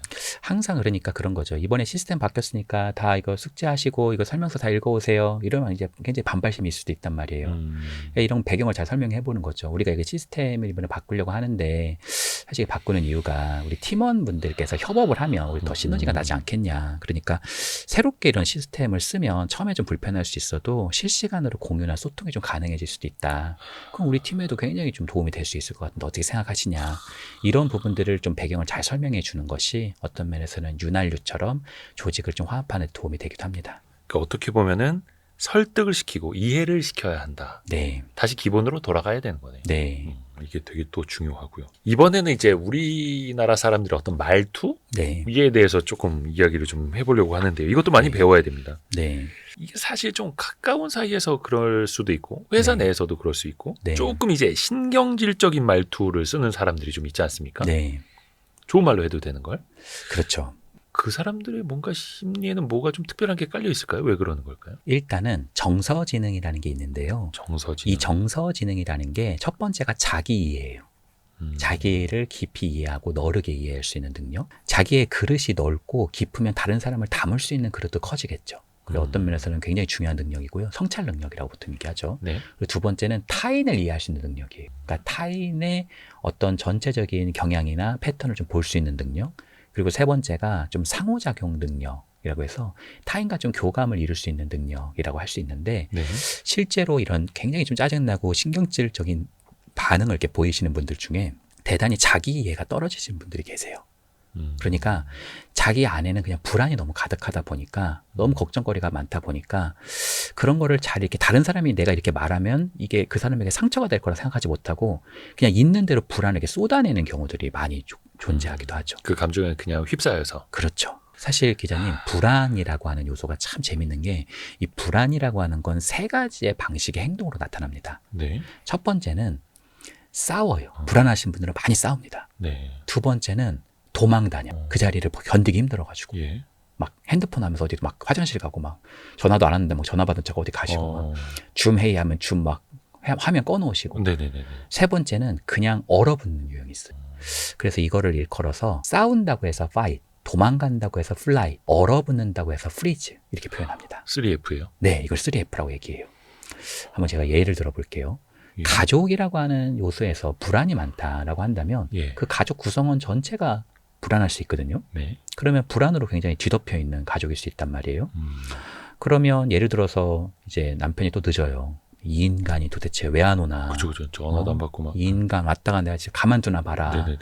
10시 넘어도 안 오는 거예요. 나하고 분명히 8시 반까지 오기로 했는데. 그래가지고 지금 굉장히 열받아서 문 앞에서 지금 딱 기다리고 있어요. 남편이 왔어요, 사실. 예. 왔는데 문 앞에서 이 남편이 사실은 평소에는 눈치가 거의 없으신 분인데 문 앞에 딱 닫으려는 순간 위기 신호가 오는 거예요. 아, 지금 문 뒤에는 쎄하다. 그렇죠. 아주 강한 곰이 있다. 지금 쎄하다. 들어갔다 나 죽는다. 큰일 났다. 이런 생각이 드니까 거기를 안 들어가고 나가가지고 다시 나가. 편의점에서 맥주 한 잔 드시죠. 언제까지요? 잠들 곰이 때까지. 주무실 때까지 맥주 한 잔 드시다가 이제 한 새벽 한 1시쯤 이렇게 돼서 이제 천천히 이제 고양이 발걸음으로 딱 문을 열었는데 깜짝 놀라는 그 더운 앞에서 날이었네? 그렇죠. 그분이 계신 거예요. 안 자고. 그러면 나 좀 나 많이 바빠 이러면서 자기 방으로 얼른 들어가는 경우가 있을 수 있단 말이에요. 여기서 아내분은 fight 싸우는 경향이 있고 남편분은 회피하는 경향이 있죠. 자녀분들은요, 사실은 굉장히 지금 불안한 상황이에요. 다 자는 줄 알고 있지만 이불 속에서 굉장히 지금 얼어붙어 있는 유형일 수 있죠. 자녀들도. 네. 그래서 이런 불안이 아주 높은 사람들 중에 특히 fight, 싸우는 경향을 많이 보이시는 분들도 사실은 이런 신경질적이고 예민한 사람의 경향으로 나타날 수도 있다. 이렇게 말씀드릴 수 있습니다. 그게 불안으로부터 나타날 수 있다. 네. 근데 이제 그거를 본인이 우선은 자기 이해부터 필요하고 네. 타인에 대한 이해 또 상호작용을 해야 하는 건데 그렇죠. 상호작용에서도 실제로 이렇게 좀 신경질적이신 분들은 말투 자체가 약간 너로 가는 경우가 많아요. 그러니까 타인으로 가는 경우가 많아요. 너 엄마 화나게 할래? 당신 분명히 그렇게 말했잖아. 야, 내가 그렇게 했어, 안 했어? 내가 그렇게 말을 했어, 안 했어? 막 이런 식으로 그 사람으로만 향하니까. 향하는 거야. 네. 향하니까 그 사실은 화살을 맞는 사람들은 굉장히 자기가 비난받는 듯한 느낌을 받고 그럴 수 있다는 거죠. 그러니까 싸움이 날 수밖에 없고 네. 그렇죠. 또 상대방에게 상처를 줄 수밖에 없는. 네. 그러니까 이게 말도 그래서 항상 너는이 아니라 네. 나는 이렇게 생각해라고 말하는 게 싸움을 피하는 방법이라는 아주 건강한 방법입니다. 정확한. 그걸 아이 표현법이라고 얘기합니다. 아하. 내가 어떻다라는 것을 얘기해보는 사실 만약에 이제 조직 생활이 있어요. 만약에 이제 자기네 이제 처음 이제 자기도 입사한 지 얼마 안 됐으니까 좀 친해지고 싶고 이랬기도 해서 이제 얘기하는 거예요. 근데 같이 저녁이나 함께 먹을까요? 야근하는 게 빤하니까. 그러니까 이제 저녁이라도 함께 먹을까요? 이렇게 말한 거예요. 네. 그랬더니 그분이 갑자기 쏴붙이면서 어. 지금 저 일하는 거 안 보이세요? 이러면 성격 파탄자 아닙니까? 네, 그러면 다시는 이분하고 밥 먹자고 안 하겠죠. 네. 사실은 저 만나시는 분들 중에서도 이런 신경질적인 분들이나 예민하신 분들 사이에서 이제 오시는 경우들이 있는데 실제로 이런 신경질적이신 분들이 조직 안에서 굉장히 소외감을 겪거나 또 일을 못해서 그만두는 게 아니라 인간관계 때문에 그만두거나 이런 경우들도 많이 있습니다. 근데 그렇게 상대방은 호의를 베풀기 위해서 저녁 같이 하실래요 했는데 일하는 거 안 보이세요? 네. 라고 한 사람이 네. 그러니까 이 모습을 제3자가 볼 때는 저 못된 사람이라고 네. 할 수도 있는데 네. 그게 못된 게 아니라 네. 불안해서 네. 뭐 이럴 수도 있다라는 거죠. 그렇죠. 불안해서 그럴 수도 있고 또 어떤 면에서는 그 사람 속에는 남모를 이유가 있을 수도 있어요. 예를 들자면 같이 입사를 했는데 나만 뭔가 일을 많이 하는 거예요. 근데 저 사람은 배짱이처럼 사실 그런 건 아니었는데 오해죠. 배짱이처럼 막 그냥 어디 가서 비위나 맞추고 하면서 저쪽 저녁 먹자고 하니까 나 지금 건드리나 싶어가지고 열받아서 그렇게 말했을 수도 있죠. 근데 이런 부분들은 사회에서 잘 모르기 때문에 그쵸. 그냥 말만 하는 걸로 보면은 사실은 굉장히 조금 어떤 면에서는 이점이라기보다는 피해가 생길 수 있는 그런 말투다 이렇게 말씀드릴 수도 있겠네요. 그렇죠. 다른 사람들이 그러면 그 사람한테 뭐 같이 밥 먹자고 다시는 하겠어요? 근데 생각보다 그렇게 말하는 경우가 많아요. 예를 들면 부부 사이에서도 여보 우리 나가서 뭐 그거 먹을까? 그러면은 뭐 당신 나 일하는 거 안 보여? 이렇게 바로 가시는 분들 많아요. 그러면 이제 그 얘기를 하신 분이 만약에 아내분이면은 굉장히 그 사람에게 다시 밥 먹자고 하기가 되게 짜증나겠죠. 그런 부분들은 상당히 생각보다 좀 있을 수 있다. 근데 그렇게 말하는 사람 입장을 또 헤아려 줘야 하나? 아유 인생 피곤하게 뭐하러 저런 사람이랑 말 시키고 그래? 다신 보지도 말아야지. 또 이렇게 생각하시는 분들 계실 거고. 네. 또 근데 그게 나일 수도 있는 거고. 어떻게 해야 됩니까? 그런 신경질적인 말투를 고칠 수가 있어요? 사람 쉽게 안 바뀌거든요. 그렇죠. 쉽게는 안 바뀌는데 네. 그럼에도 불구하고 해볼 수 있는 요소는 있다고 생각해요. 예를 들자면 이런 거예요. 아까 제가 타당화라는 얘기를 했었잖아요. 네. 한 조직에서 어떤 분이 이제 오셨는데 좀 직급이 높으신 분이셨어요. 네. 근데 좀 굉장히 사회생활에서 좀 힘들어셔가지고 예. 저한테 오신 거예요. 근데 이렇게 얼굴을 이렇게 뵀는데 뭔가 제가 얼어붙겠더라고요. 왜냐면 아주 눈빛이 예리하세요. 이렇게 뭔가 싸붙이는 눈빛이에요. 호랑이상. 네. 그런 사람들. 호랑이라기보다는 뭔가 불이로 이렇게 쪄먹을 것 같은 날카로운. 독수리 같은 약간 그런 좀 매서워가지고 제가 약간 쫄아 있었어요. 그래서 이제 네. 보통은요 이게 다른 사람을 해석하는 건 화가 날 수 있어요. 일반적인 사람들도 네. 해석이나 직면은 화가 날 수 있는데 공감은 화가 안 나거든요. 예를 들어서 지금 보니까 불안하신 거 맞네요. 불안한 거 맞죠? 이런 건 해석이에요. 네가 뭔데 날 평가해 이렇게 될 수 있거든요. 네네네. 근데 공감은 다른 사람에 대한 얘기를 하는 게 아니라 내 느낌을 얘기하는 거예요. 제가 느끼기에는 그런 느낌은 좀 상당히 외로움으로 저한테 느껴지는데 혹시 어떠세요? 이건 내 느낌으로 말한 거기 때문에 보통은 이거는 이렇게 막 이분에게 이제 화를 막 불러일으키진 않아요. 이분이 나를 이해하려고 노력하고 있구나 이런 느낌을 받거든요. 근데 제가 이제 그분한테 그랬어요. 그러니까 우리 공공님이 느낀 느낌은 그러니까 약간 제가 느끼기에는 약간 소외감처럼 느껴져요. 제가 이렇게 말했거든요. 그랬더니 그분이 저한테 뭐라고 그러셨냐면요. 교수님, 화죠, 화. 교수님이 그것도 모르세요? 그럼 어떻게 합니까? 상담 종료하겠습니다. 네. 이래야 됩니다. 사실 근데 그분 붙잡고 제가 왜 소외감인지 가르쳐 드릴게요 하고 논쟁하는 게 의미가 없죠. 그렇죠. 사실 멋이 중한디라는 말이 있잖아요. 소외감이라고 하면 소외감으로 가면 되는 거고요. 소외감으로 가면 되는 건데 분노라고 말했다고 치면은 그냥 분노로 가시면 돼요. 제가 그랬어요. 화군요? 이랬어요. 그리고 제가 또 심지어 뭐라고 그랬냐면은 화군요. 제가 원래 많이 틀려요. 제가 심지어 틀린다고까지 얘기를 하니까 이분이 표정이 많이 조금 굳어진 그 얼굴이 좀 펴지더라고요. 나중에 제가 상담 좀 마치게 됐을 때 이분이 좀 성공적인 사례이기 때문에 제가 말씀을 드리는 거겠죠. 정말 많이 좀 생기도 생기고 사람들 관계도 좀 좋아지고 나중에 저한테 좀 얘기를 해주더라고요. 원래 자기가 저랑 비슷한 이런 나이대에 있는 사람들에게 되게 화가 나가지고 들이받으려고 했었대요. 근데 그거 아시냐고 교수님하고 얘기하면은 되게 맥 빠지는 거 아시냐고. 그러니까 싸우려고 하는 사람에게 오히려 싸우지 않는 것, 그것이 굉장히 현명한 태도다라고 말씀드릴 수 있겠네요. 약간 벽인 줄 알고 테니스공을 세게 쳤는데 네. 스펀지였어. 그렇죠. 맥 빠지죠. 근데 그것도 하나의 방법인 거네요. 네. 약간 날카로운 창에게 창을 들이대는 게 아니라. 네. 제가 어떤 분이 그런 분한테 너무 괴롭힘을 당해가지고 직장 상사가 막 거의 지적하고 막 신경질적이고 너무 그러는 거예요. 그래서 이제 저를 만나러 오셨어요. 젊은 남성분이셨는데 너무 괴롭힘을 당하니까 자기가 막 너무너무 이 무례한 일을 겪으면서 어떻게 해야 되나 막 그러면서 화가 나서 저한테 오신 거예요. 근데 저하고 이제 그런 분노의 감정들을 뭐 표출해 볼 수도 있고 그런 카타르시스가 필요할 수는 있거든요. 네네. 근데 그러고서 이분이 좀 생각을 이제 해보는 거죠. 자기의 빈 공간이 생긴 상태에서.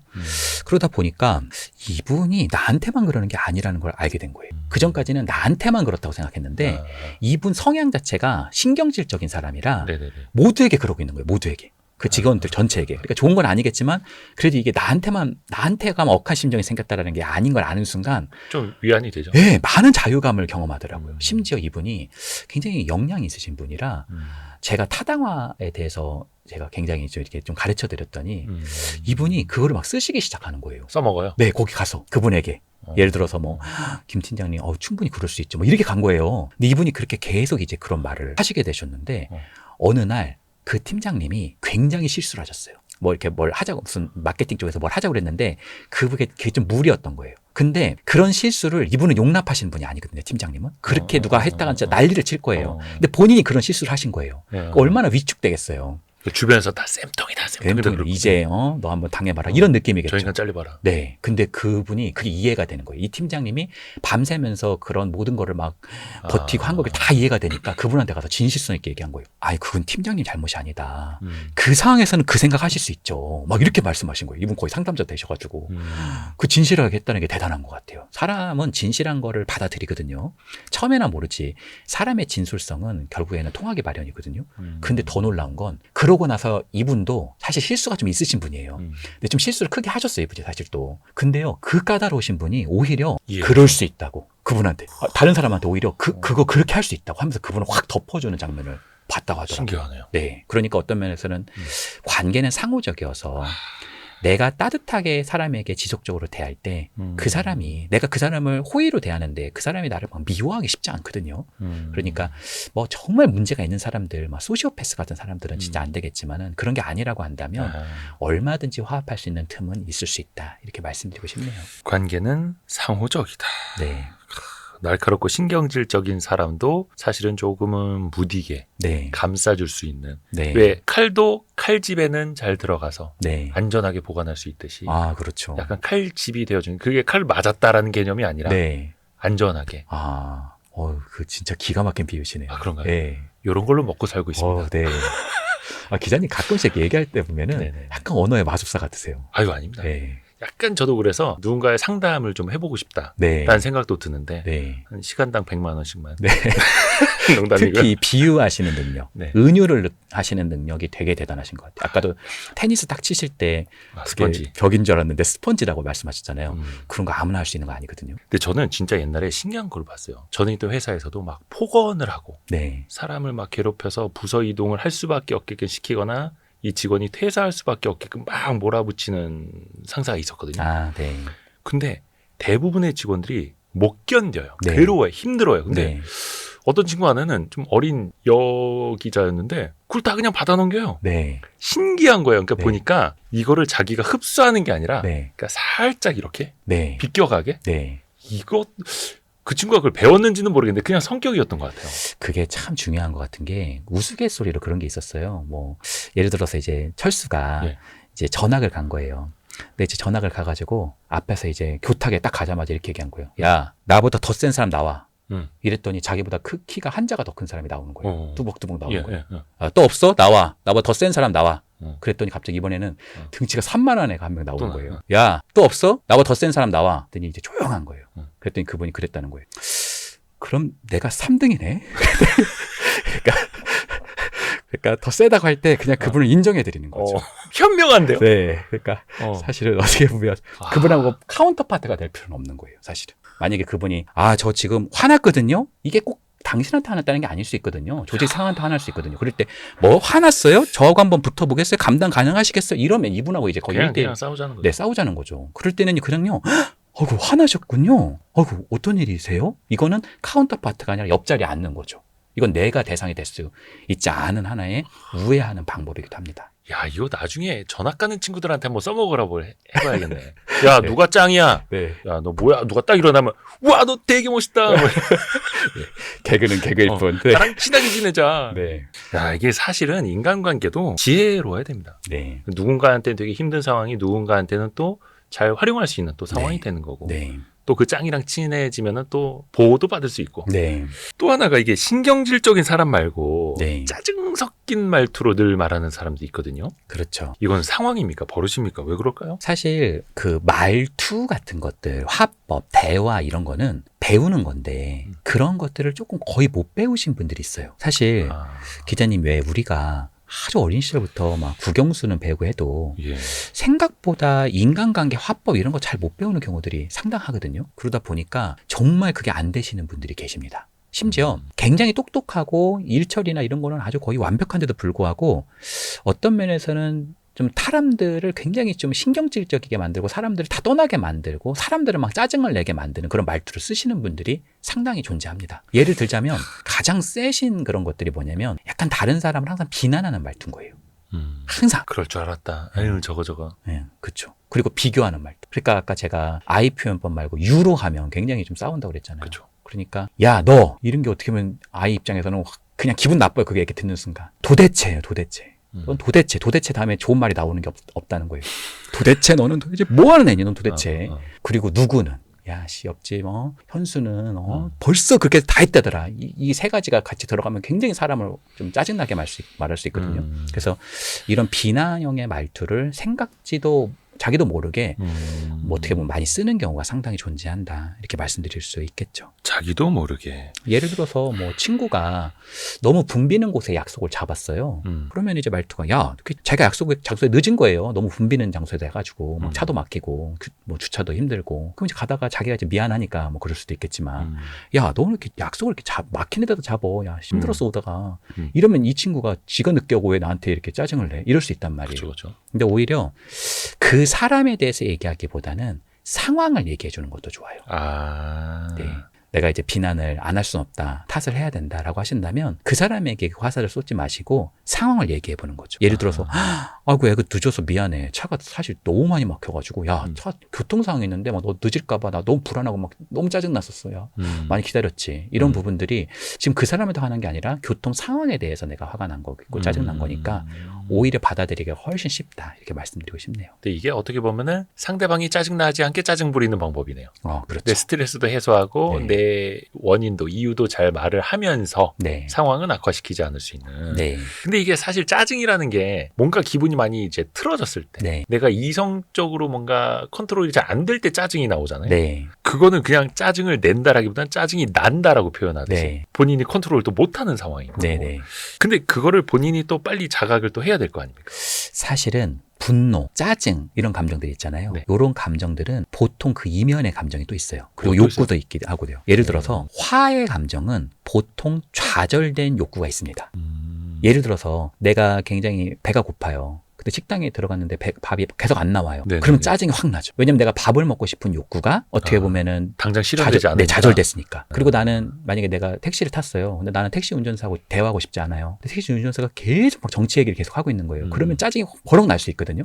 그 왜 그러냐면은 나는 여기서 사실 나만의 공간에 혼자 있고 싶은데 자꾸 내 경계를 침범하는 그 욕구가 자꾸 침해되니까 화가 날 수 있어요. 왜 예전에 어떤 TV 뉴스였나? 네. 거기서 게임방에서 막 PC방에서 게임하고 있는데 네. 불을 확 끄잖아요. 그죠. 그래서 사람들이 화를 내면서 저거 봐라. 게임하면 저렇게 분노 조절이 안 된다. 근데 사실은 그것도 뭐냐면 게임하고 싶은 즐거움의 욕구가 박탈되니까 화가 나는 거죠. 그러니까 나는 이 사람에게 수용받고 싶은 마음이 있는데 이 사람에게 수용이 안 되니까 화가 나는 거예요. 그러니까 항상 분노라는 감정은 암호화된 메시지를 가지고 있기도 합니다. 그래서 자기의 욕구를 건강하게 표현해 보는 것도 되게 좋아요. 예를 들어서 내 분노 이면에는 좌절된 욕구가 있다면 그 좌절된 욕구라고 하는 것을 내가 표현해 보는 거죠. 예를 들자면 어떤 사람이 막 자기 말만 계속 해요. 그럼 내가 짜증이 올라와요. 진짜 지 혼자만 다 얘기하나. 사실 여기는 어떤 욕구가 있을까요? 나도 내 얘기 하고 싶은 욕구가 있는 거잖아요.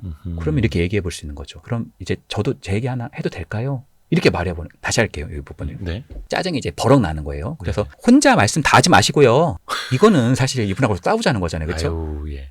혼자 뭐 전세 내셨어요? 이렇게 말씀하시면 이제 굉장히 이게 싸해지죠. 근데 이렇게 말해보는 거예요.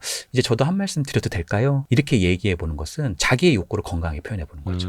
사실 내가 짜증났던 건 내가 내 말하고 싶어서 그런 거잖아요. 내가 만약에 팀장이에요. 팀장인데 사람들이 굉장히 막 떠들어요. 내가 뭔가 말하려고 그러는데. 네. 그러면 지금 뭐 여기 돗대기 시장이세요? 여기 다 ADHD예요? 아니 도대체 사람 여기 팀장이 왔는데 말이야. 보고서도 그러세요? 지금 뭐 저 신임이 왔다고 저 무시하신 이런 그러면 얼마나 이게 사실은 첫인상이 그쵸. 안 좋아지겠어요. 네네. 그럴 때는 자 주목하세요. 말합니다. 제가 얘기합니다. 이렇게 하고 자기 얘기를 그냥 해보는 연습이 훨씬 더 직접적 방법이라는 거예요. 어머님한테 전화해가지고 어머님 자식 참 잘 두셨어요 어머님. 이러면 거의 뭐 어머님하고 거의 UFC 찍자는 얘기죠. 네. 사실 왜 전화했겠어요? 전화할 데가 얼마나 없으면. 이제 남편 때문에 서운한 걸 표현하고 싶은데 네.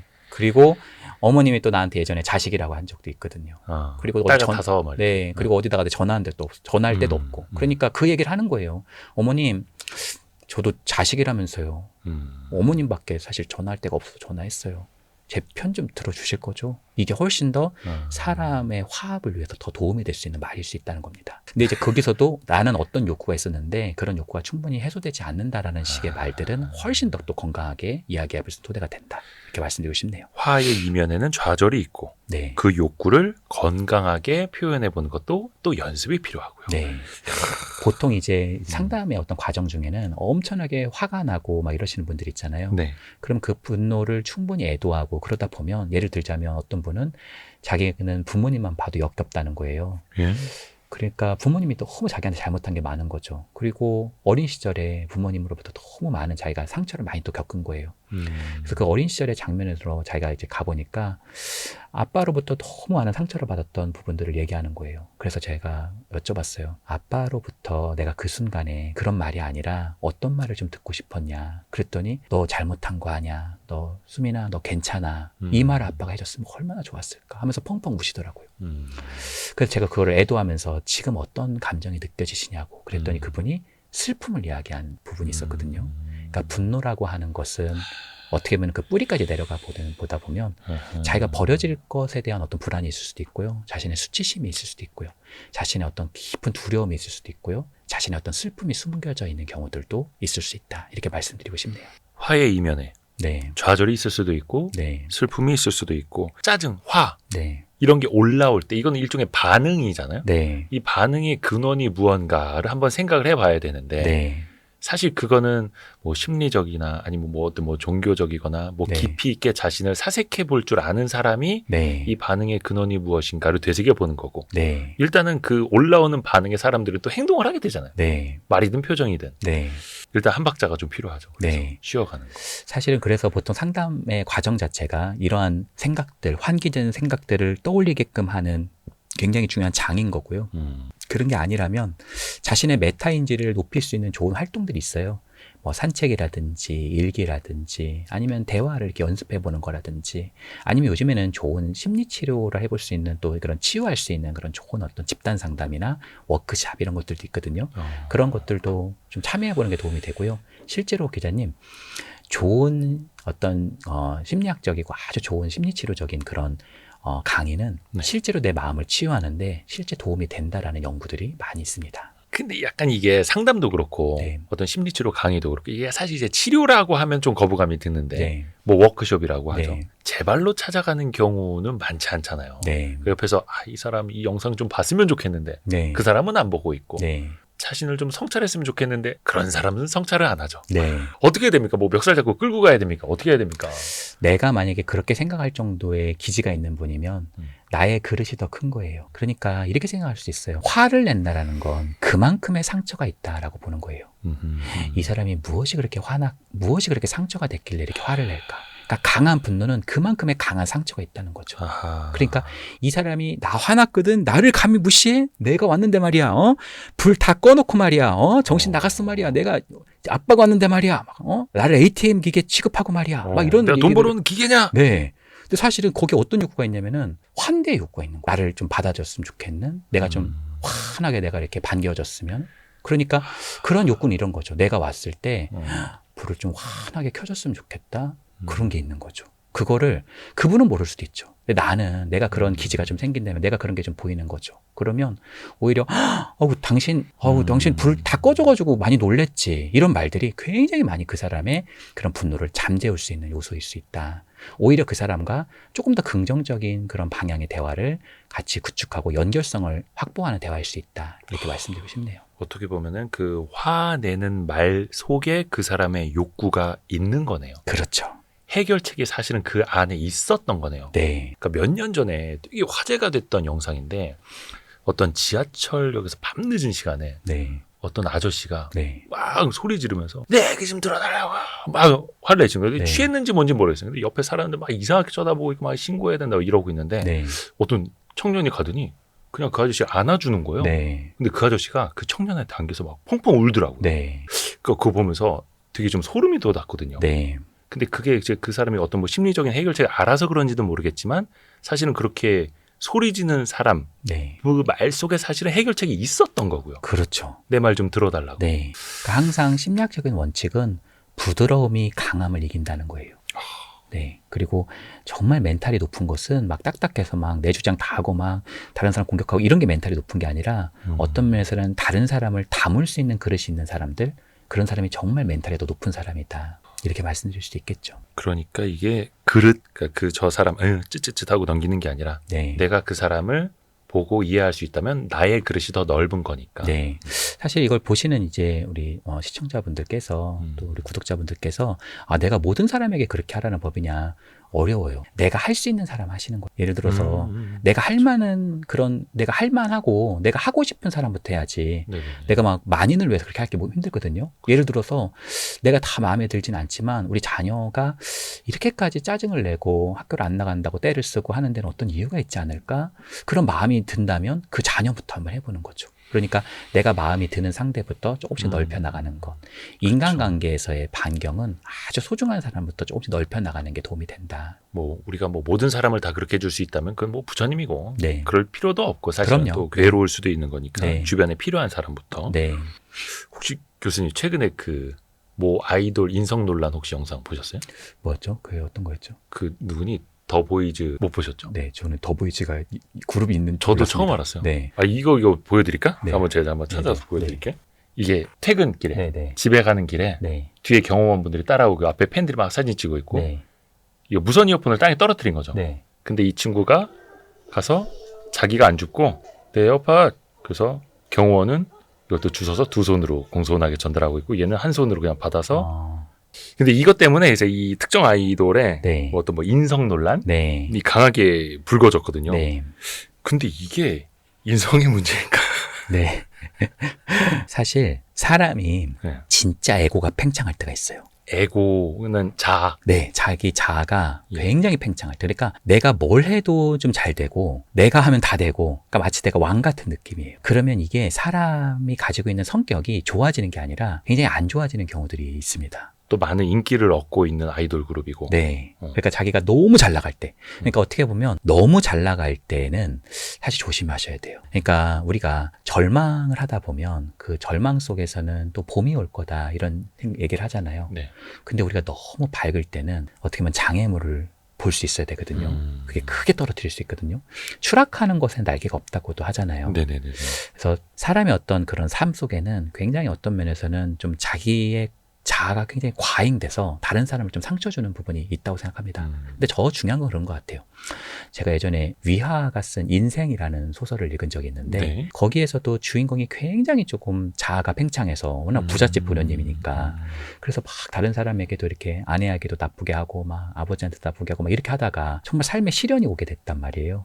그러면서 그 사람이 굉장히 많은 성찰을 하면서 진정으로 이제 거듭나는 진정한 사람으로 거듭나는 장면들이 이제 나오게 되면 그 소설이 이제 인생이라는 소설인데 참 중요한 게 그런 것 같아요. 내가 누구나 실수할 수 있고 내가 어느 순간 그렇게 좀 마음을 좀 좋지 않게 먹을 수도 있죠. 근데 중요한 건 기회가 또 있을 수 있다. 나에게. 그러면 다시는 그렇게 하지 않아야지 라고 하는 부분들. 그리고 내가 만약에 그런 사태가 터졌을 때 내가 만약에 굉장히 뭐 어려운 상황에 내가 처하게 됐다면은 그것을 통해서 오히려 내 인생 진짜 끝났네. 그게 아니라 내가 이것을 통해서 무엇을 배웠을까. 이런 부분을 항상 우리가 점검해 보는 게 참 필요하다고 생각해요. 사람은 정도의 문제지 누구나 실수할 수도 있다고 생각하거든요. 물론 정말 사악한 사람들도 있긴 합니다. 네. 근데 그런 예외적인 케이스가 아니라면 저 사람이 어떻게 저렇게 할 수 있지? 라고 하는 거에 대해서 너무 우리가 또 상처받을 필요도 없고요. 너무 막 손가락질 할 필요도 없고. 잘 나가서 그러나 보다. 그냥. 근데 뭐 봄만 있을까 인생에. 음. 봄이 있으면 여름도 있는 거고 여름이 있으면 가을도 있는 거고 가을이 있으면 또 겨울이 있는 거 겨울도 아니겠어요? 그러니까 순환적인 건데 그러니까 너무 그것에 대해서 뭐 나는 이렇게 비참하고 저 사람하고 있으면은 저 사람한테 무시당하고 꼭 그렇게까지 생각할 필요 없는 것 같고 내가 당사자가 그렇게 했다면 오히려 나를 한번 반성해 볼 수 있는 내가 왜 이렇게 저렇게 아까 그 순간에 저렇게 말을 세게 했지? 이런 부분을 한번 점검해 볼 수 있는 시간들이 우리를 좀 성숙하게 하는 것 같습니다. 근데 이 에고, 네. 자아가 팽창하는 시기가 있다. 네. 이것도 좀 알아야겠네요. 어떻게 보면 이제 톱스타들도 왜 한창 이제 인기의 절정기가 지난 다음에 오히려 더 성숙해지는 연예인들도 있잖아요. 네. 한창 본인이 인기가 막 상승하고 있을 때, 인기를 구가하고 있을 때는 모르다가 네. 그 인기에 취해 있다가 네. 지나고 나서 보니까 본인의 인생이 보인다라고 말하는 사람들도 있고, 네. 그게 진짜 성숙하는 거죠. 그러니까 자기가 인기가 엄청나게 높아질 때는 사실 그게 자신이 아니거든요. 남들이 만들어낸 이상향들, 환영들, 아이돌이거든요. 말 그대로 아이돌. 네, 사람이 아니거든요. 근데 그런 것들은 사실 우상이죠, 우상. 아이돌. 네, 근데 그게 계속 그럴 수는 없어요. 언젠가 연기는 꺼지기 마련이고요. 그렇죠, 인기는. 네. 그렇죠. 무대도 24시간이 아니잖아요. 무대도 한 번 나가면 거기서 나가는 거고요. 내가 뭐 어마어마하게 잘해서 엄청난 상을 받았다. 상 받고 나면 다시 집으로 돌아가야 되는 거거든요. 그러니까 내 에고라고 하는 것이 너무 팽창해졌을 땐 그걸 자신이라고 믿으면 굉장히 그 안에는 후폭풍이 세게 올 수도 있다. 그러니까 이게 한 20년 전쯤 네. 정말 많은 소녀 팬들을 실신시켰던 그런 톱스타가 네. 유튜브를 하는데 네. 이제는 구독자도 별로 없고 네. 조회수도 얼마 안 나오고 하는 네. 거 보면서 저는 약간 그런 걸 느끼더라고요. 진짜. 네. 이게 참 인기도 무상한 거고 네. 그때 막 이른바 오빠를 외치면서 거품 물고 쓰러졌던 소녀들이 다 지금 이제 애 키우고 있고 네. 다 그러고 있는데 그 한창 잘 나간다고 해서 막 그렇게 뭐 삐댈 필요가 뭐가 있었는가라는 네. 생각도 들고 그 외 기자님 라디오스타라는 영화 박중훈 씨 보면 나왔던 안성기 네. 박중훈 주연 거기서 참 저는 그 감동적이었던 장면이 그 어디야 빨리 와 막 그런 장면이 나오잖아요. 그 안성기 씨가 이제 가는데 거기서 이제 버스에서 막 가면서 이제 아예 나 안 가 그랬더니 아내도 빨리 가라고 하고 막 그러면서 이제 어디야 빨리 와 하면서 갔을 때 거기서 우산을 이렇게 씌우는 장면이 나오거든요. 그러니까 어떤 면에서는 그 이제 박정훈 씨가 연기했던 그 캐릭터가 어떤 면에서 맞아요. 자신의 취해 있었던 캐릭터죠. 과거의 톱스타. 네. 근데 그 사람이 진정으로 성장하게 되었을 때는 내 옆에 있는 사람이 얼마나 소중한지를 깨닫게 되는 그런 장면에서 그 사람이 한층 더 높은 사람으로서 어떤 면에서는 저는요 스타라고 하는 부분에서 본다면 진짜 그 사람이 별처럼 빛났던 순간이 아닌가 저는 그렇게 생각합니다. 그러니까 스타네요. 네. 이거 라디오 스타 영화 한번 다시 한번 봐야겠네. 저도 최근에 봤는데 또 보니까 좋더라고요. 진짜 네. 오래된 영화인데 네. 우리 영화 리뷰 유튜브 이런 거 하나 하고 싶다. 근데 네. 이런 거를 지금에 막 떠오르고 있는 아이돌 뭐 10대, 20대 초반 이런 친구들이 보면 아직은 이해를 못 할 거예요. 네. 아직 모르죠. 근데 이걸 또 주변에서는 또 알려줄 필요가 있고 그래서 어떤 엔터테인먼트 회사에서는 입사하면 네. 연습생 시절부터 인성교육부터 먼저 시키고 네. 그래서 요즘 아이돌 그룹들 상대로 심리 상담이라든지 멘탈 네. 코칭 많이 하는 곳 하죠. 많잖아요. 많이 하죠. 심지어 연예인분들 같은 경우는 이제 이 사생활 이런 부분이 워낙 크니까 이 상담자 분들 같은 경우에는 굉장히 개인정보 관련한 거를 굉장히 철저하게 하거든요. 그래서 그런 것들을 이제 계약을 하고 그분이 거의 누구한테 하지 못했었던 자신의 이야기들을 풀어내는 공간들을 맞이하기도 합니다. 필요하죠, 그게. 네, 굉장히 필요한 작업이기도 해요. 왜냐하면 연예인이라는 직업이 굉장히 스트레스가 심한 직업이거든요. 그래서 그런 것들을 누구한테 얘기하기도 쉽지 않고 그렇기 때문에 그런 훈련들 또 그런 상담의 과정들을 하기도 합니다. 그 화려한 스포트라이트랑 네, 엄청난 환호성을 듣고 네, 근데 그 무대에 불이 꺼지고 나서의 또 공허함 네. 이게 사람 미치게 한다 하더라고요. 사실 저는 그런 것도 아닌데 저는 예전에 기자님 이렇게 그 어떤 수업을 하고 나면은 이게 마지막에 퍼포먼스 연기 같은 거를 이렇게 했어요. 그래서 뭐 제가 이제 막 연기를 하고 막 그 연기 연습을 되게 열심히 했거든요. 왜냐면 그 연기력이 뛰어나지 않으십니까? 진짜 이현 아니 뭐 교수님이? 전혀 아닌데 연기 잘하세요. 아니 전혀 아닌데 이제 그런 학생들 사이에서 저는 이제 몰입이 돼가지고 되게 열심히 한 거예요. 사람들한테 박수 갈채를 받고 발제도 잘하고 연기도 너무 감동적이었다. 그래서 막 이제 막 박수를 받고 저는 이제 한 학기 내내 그 캐릭터로 산 거죠. 그리고 제가 집에 와가지고 그 화장한 거 붕장한 거를 지우기 시작했어요. 네네네네. 집에 이제 불이 꺼져 있는데 근데 이거를 이렇게 지우고 있는데 약간의 민낯이 제가 보이니까 약간의 공허함? 사실 그게 뭐라고. 그래서 카톡을 자꾸 확인하는 거예요. 카톡에 사람들이 와, 너무 멋있었어요. 사진 찍은 거 보여주고. 근데 그거에 되게 매달리게 만드는. 근데 이제 좀 있다가 이제 시간이 한 11시 40분 좀 넘으니까 그것도 이제 더 이상 없어지는 거죠. 그랬을 때 어떤 적막함, 외로움, 공허함, 어떤 내 안에 어떤 틈 이런 것들이 보이기 시작하는데 그런 부분들은 우리가 연기하고 있는 페르소나 그 가면 뒤에 있는 자신의 진짜 모습이다. 참작이라고 얘기하거든요. 그런 진짜 모습 사이와 페르소나 사이에서 어떤 간격, 그런 간격에 있는 틈을 우리는 보통 공허라고 이야기합니다. 왜 연극이 끝난 뒤라는 명곡도 네. 있고 네. 왜 많은 배우들이나 그런 가수들 스포트라이트 받았던 사람들이 또 그런 공허함 때문에 우울증도 많이 앓는다고 하고 그렇죠. 네. 이것도 되게 위험한 거잖아요. 맞습니다. 평소에 그것도 어느 정도 마음의 훈련이라고 그래야 될까? 네. 이게 좀 잘 되어 있어야 그걸 또 견딜 수 있는 거고. 그러니까 왕년에 내가 굉장히 괜찮았는데 엄청나게 실패하거나 모든 것들이 떠나갔던 사람들 같은 경우에는 당신의 삶이 앞으로 충분히 더 역전할 거다, 잘 될 거다, 그렇게 하는 과정이 아니거든요. 오히려 상담의 과정은 내 아프지만 내가 지금 당면하고 있는 현실을 받아들이는 과정이에요. 내가 신이 아니라고 하는 것을 받아들이는 과정. 근데 기자님 그런 것 같아요. 우리가 신이 아니라고 그래서 벌레도 아니거든요. 사실 정신분석학적으로 시밍턴이라는 분이 이제 신과 벌레라는 표현을 썼는데 우리는 신도 아니고 벌레도 아니다. 그럼 우리는 한계가 있죠. 그럼에도 불구하고 누구냐 그러면 나는 나라는 거예요. 나는 인간이죠. 나는 땅을 붙기고 있지만 신도 아니고 벌레도 아닌 나를 마주하는 것. 거기서부터 치료가 된다. 이렇게 말씀드리고 싶네요. 나를 마주하는 것. 네. 신도 아니고 벌레도 아닌 나 자신을 마주하는 것. 네. 사실 이게 되게 출발점이기도 하고 네. 본질이기도 하고. 네. 근데 그게 제일 어려운 것 같아요. 네. 나를 마주하는 거, 네. 나를 보려고 하는 거. 네. 그래서 뭐 어디 돈 주고 가서 명상도 하고, 네네. 가부좌 사실, 들고 명상하면서. 네, 쉽다면 그게 얼마나 쉽다면 누구나 할 수 있겠죠. 네네. 근데 그 과정이 참 아프거든요. 그런데 그것이 굉장히 우리에게 위안을 주는 것은 뭐냐면 우리가 굉장히 좋아 보이는 것을 막 집착하게 될 때 네네. 우리 마음은 괴로워지거든요. 예를 들어서 내가 너무나 멋있는 어떤 옷을 내가 보게 됐다. 근데 그 옷이 너무 비싸요. 근데 내가 너무 간절히 바라고 있는 거예요. 내가 어느 집을 봤는데 그 집에 내가 너무 들어가 살고 싶어요. 나도 저런 집에 살고 싶은데. 그렇게 하는 순간 내 삶에는 굉장히 괴로움이 몰려오거든요. 근데 사실 그것을 또 확보하는 건 쉽지 않잖아요. 근데 또 다른 측면에서는 내가 또 고통스러운 거 있잖아요. 내가 받아들이고 싶지 않은 거. 네네. 그런 것들이 나한테 오지도 않았는데 또 올까봐 굉장히 또 괴롭거든요. 그걸 피하려고. 근데 사실은 어떻게 보면은 막 그것을 향해서 뛰어가기도 하고 또 누가 쫓아오니까 도망가기도 하고. 근데 그런 모든 것들을 어떻게 보면 털썩 내려놓고 지금의 내 순간을 마주하는 것. 어떻게 보면 내가 가지고 있는 현실이라고 하는 것을 마주하는 그 순간이 치유의 순간, 어떻게 보면 내가 이제 걸어가야 되는 순간. 슈퍼맨은 하늘 날아다닐 수 있지만 난 그렇게 쉽지 않잖아요. 그러니까 내 두 다리로 어떻게 보면은 묵직하게, 어떤 면에서는 작은 길도 내가 가볼 수 있는 그런 선택과 책임을 목도하는 과정이 굉장히 중요한 과정이 아닌가 생각합니다. 진짜 중요한 거죠. 네. 근데 이제 나를 마주한다라는 게 아직 어떤 개념인지 잘 모르실 수도 있고 네. 되게 또 그걸 두려워하시는 분들도 있죠. 네. 내면의 나를 열어본다라는 게 네. 처음에 되게 낯설기도 하고 낯간지럽기도 하고 네. 무섭기도 하잖아요. 네. 내면의 나를 열었는데 뭐가 나올지 모르겠고 네. 나 자신을 또 모르니까. 네.